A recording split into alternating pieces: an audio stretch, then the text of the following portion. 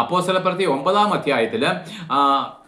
9-ാം അധ്യായത്തില് ശൗൽ കർത്താവിന്റെ ശിഷ്യന്മാരുടെ നേരെ ഭീഷണിയും കൊലയും നിശ്വസിച്ചുകൊണ്ട് മഹാപുരോഹിതന്റെ അടുക്കൽ ചെന്ന്, ദമസ്കോസിൽ ഈ മാർഗ്ഗക്കാരായ വല്ല പുരുഷന്മാരെയോ സ്ത്രീകളെയോ കണ്ടാൽ അവരെ പിടിച്ചു കെട്ടി യെരുശലേമിലേക്ക് കൊണ്ടുവരുവാൻ തക്കവണ്ണം അവിടുത്തെ പള്ളികൾക്ക് അവനോട്, മഹാപുരോഹിതനോട് അധികാരപത്രം വാങ്ങി ആ ദമസ്കോസിലേക്ക് കടന്നു പോകുന്ന ഭാഗം മുതൽ 2 തിമോത്തിയോസിന്റെ ലേഖനത്തിനകത്ത് അതിന്റെ 4-ാം അധ്യായം 7-8 വാക്യങ്ങളിലേക്ക് വരെ ചെല്ലുവാൻ തക്കവണ്ണം ആ പൗലോസിന്റെ ജീവചരിത്രം മാത്രം പഠിച്ചാൽ മതി.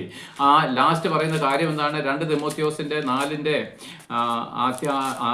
അധ്യായത്തിൽ പറയുന്ന കാര്യം 7-8 അധ്യായത്തിൽ വാക്യത്തിൽ പറയുന്ന കാര്യം, ഞാൻ നല്ല പൊരുതു, ഓട്ടം തികച്ചു, വിശ്വാസം കാത്തു, ഇനി നീതിയുടെ കിരീടം എനിക്കായിട്ട് വെച്ചിരിക്കുന്നു. നോക്ക് പ്രിയപ്പെട്ട, ഏതാണ്ട് ദമസ്കോസിന്റെ പടിക്കൽ വെച്ച് ഈ നീറോ ചക്രവർത്തി അവനെ ശിരസ്സറുത്ത് കൊല്ലുന്ന ഏതാണ്ട് 34 വർഷം വരെയുള്ള ആ പൗലോസ് അപ്പോസ്തലന്റെ ജീവചരിത്രവും അവൻ മുഖാന്തരം ഉണ്ടായി വന്നിരിക്കുന്ന സകല പ്രവർത്തനങ്ങളും അവന്റെ തൂലിയിൽ കൂടെ നമുക്ക് തന്നിരിക്കുന്ന വചനങ്ങളും മാത്രം നമ്മൾ പഠിച്ച് വിശ്വസിച്ചാൽ മാത്രം മതി പ്രിയപ്പെട്ട. അത് മാത്രം മതി എന്നല്ല, പക്ഷേ യഥാർത്ഥത്തിൽ യേശുക്രിസ്തുവിനുള്ള സുവിശേഷം എന്നുള്ള പൂർണ്ണത ഈ ഒരു കാര്യത്തിൽ നമുക്ക് തെളിവായിട്ട് വരും.